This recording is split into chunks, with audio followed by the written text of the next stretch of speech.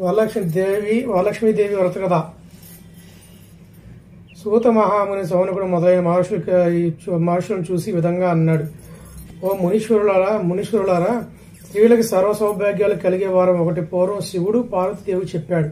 దాన్ని మీ చెబుతా వినండి. ఒకరోజు కైలాస పర్వతంపై శివుడు తన సింహాసనం మీద కూర్చుని ఉండగా పార్వతీదేవి ఆయన దగ్గర వచ్చి, దేవా, లోకంలో స్త్రీలు ఏ వ్రతం చేస్తే సర్వ సౌభాగ్యాలను, సంతాన ప్రాప్తి కలిగి సుఖ సంతోషాలు ఉంటారో అటువంటి వ్రతం ఏదైనా సెలవు అని అడిగింది. దానికి పరమేశ్వరుడు చిద్దులాసంగా నవ్వుతూ, ఓ దేవి, స్త్రీలకు పుత్ర పౌత్రాది సంపదనిచ్చే వ్రతం ఒకటి ఉంది. దాని పేరు వరలక్ష్మి వ్రతం. ఆ వ్రతం శ్రావణ మాసంలో శుక్లపక్ష పూర్ణిమకు ముందుగా వచ్చే శుక్రవారం రోజున చేయాలి. పార్వతీదేవి ఇలా అడిగింది, నాదా, ఆ వరలక్ష్మి వ్రతం ఎలా చేయాలి? ఏ దేవతను పూజించాలి? ఏ విధంగా పూజించాలి? దీన్ని ఎవరైనా ఇంతకు ముందు చేశారా? ఆ వివరాలన్నీ చెప్పండి. పార్వతీదేవి అడిగిన దానికి శివుడు ఈ విధంగా తెలిపాడు. ఓ కాత్యాయిని, వరలక్ష్మి వ్రత విషయములు చెబుతాను విను. పూర్వంలో మగధ దేశంలో కుండిన అనే ఒక పట్టణం ఉంది. ఆ పట్టణం నిండా బంగారు ప్రాకారాలు, బంగారు గోడలు గల ఇల్లు ఉన్నాయి.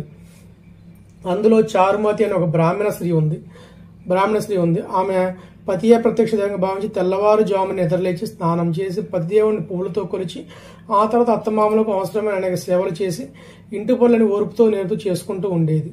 అందరితో ప్రియంగా మితంగా మాట్లాడుతూ ఉండేది. ఇంత అనుకోకుండా ఈ మహాపవిత్రతను చూసి శ్రీ మహాలక్ష్మీదేవికి ఆమె మీద అనుగ్రహం కలిగింది. ఒకరోజు మహా ఇల్లాలికి కలలో ప్రత్యక్షమే మహాలక్ష్మీదేవి ఈ విధంగా చెప్పింది, ఓ చారుమతి, నేను వరలక్ష్మీదేవిని.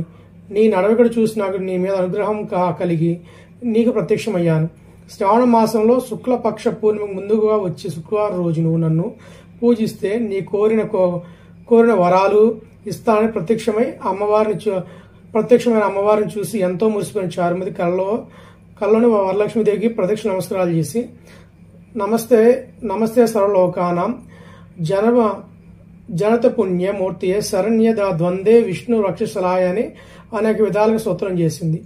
ఓ జగజ్జనని, నీ కటాక్షం కలిగి జనులు ధనులు అవుతారు, విద్వాంసులు అవుతారు, సకల సంపన్నులు అవుతారు. నేను పూర్వజన్మ చేసిన పూజాఫలం వలన నీ దర్శనం నాకు కలిగింది అని నమస్కరించింది. వరలక్ష్మీదేవి సంతోషం చెంది అదృశ్యమైంది. వెంటనే మేలుకు వచ్చి 4 వైపులో చూస్తే చారుమతికి వరలక్ష్మీదేవి కనపడలేదు. అప్పుడు ఆమెకు అర్థమైంది తాను కలగన్నానని. వెంటనే భర్తని అత్తమామని ఇతరులకు చెప్పగా వాళ్ళు కూడా సంతోషించారు. ఈ స్వప్నం చాలా ఉత్తమమైనది. దేవి ఆనంద ప్రకారం నువ్వు తప్పకుండా వ్రతం చేయన్నారు. చారుమతి ఇరు పొరుగు ఉన్న స్త్రీలకు చెప్పింది. వాళ్ళు చారుమతి ఎంతో ఉత్కంఠంతో శ్రావణ మాసం ఎప్పుడు వస్తుందని చూడసాగారు. వాళ్ళు ఎదురు చూసినా పౌర్ణమి ముందు రోజు శుక్రవారం వచ్చింది. ఆ రోజే కదా వరలక్ష్మి చెప్పిన రోజు అని ఎంతో ఉత్సాహంగా చారుమతి మొదలైన స్త్రీలు అందరూ పూజగా ఉపక్రమించారు. సూర్యోదయానికి పూర్వం నిద్రలేచి కాలకృత్యాలు తీర్చుకుని తలస్నానం చేసి పట్టుబట్టలు కట్టుకున్నారు. చారుమతి ఇంట్లో అందరూ చేరి అక్కడ ఒక ప్రదేశంలో గోమయంతో అలికి ముగ్గులు వేసి మండపం ఏర్పాటు చేశారు.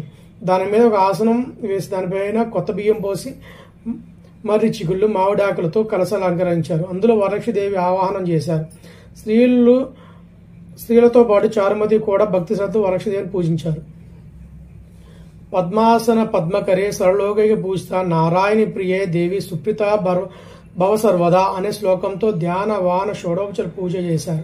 9 సూత్రాలను తోరణం కుడి చేతికి కట్టుకున్నారు. వరలక్ష్మి అనేక రకాల పిండి వంటలు చేసి నైవేద్యం సమర్పించారు. తర్వాత ప్రదక్షిణ చేస్తుండగా ఆ స్త్రీలందరూ గల్లు అంటూ శబ్దం వినిపించింది. వెంటనే తమ కాళ్ళను చూసుకుంటే గజ్జలు మొదలైన ఆభరణాలు కనిపించాయి. చారుమతి మొదలైన స్త్రీలు అందరూ వరలక్ష్మీదేవి కృపాకర కలిగాయని ఎంతో సంతోషించారు. రెండో ప్రదక్షిణ చేయగానే చేతులకు దగదగలాడి నవరత్నాలతో కూడిన కంకణాలు మొదలైన ఆభరణాలు కనిపించాయి.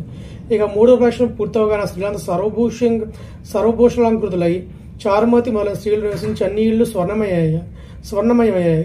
వాళ్ళకి అప్పటికే రథగజ తురగ వాహనాలు ప్రసాదింపబడ్డాయి. చారుమతి ఇంటి నుండి ఆ స్త్రీలను తీసుకువెళ్ళడానికి వారి ఇళ్ల నుండి గుర్రములు, ఏనుగులు, రథాలు, బళ్ళు వచ్చాయి. స్త్రీలు చారుమతి కలిసి వారితో శాస్త్రప్రకారం పూజ చేయించి బ్రాహ్మణోత్మనుగా గంధం, పుష్పం, అక్షయ పూజ 12 కుడుములు వాయనంగా ఇచ్చి దక్షిణ తాంబూలాలు ఇచ్చి నమస్కరించారు. బ్రాహ్మణుడు వారిని ఆస్వాదించాడు. వరలక్ష్మీదేవి నైవేద్యంగా పెట్టిన పిండి వంటలు బంధుమిత్రులతోనూ తమ కోసం వచ్చిన గుర్రాలు, ఏనుగులు మొదలైన వాహనాలతో వారి ఇళ్లకి బయలుదేరారు. మార్గ మధ్య స్త్రీలు చారుమతి భాగ్యాన్ని తమ భాగ్యాన్ని ముచ్చటించుకుంటూ వెళ్లారు. లక్ష్మీదేవి తాను స్వప్నంతో వచ్చి ప్రత్యక్షమవడం చారుమతి చేసిన అదృష్టం అని అన్నారు.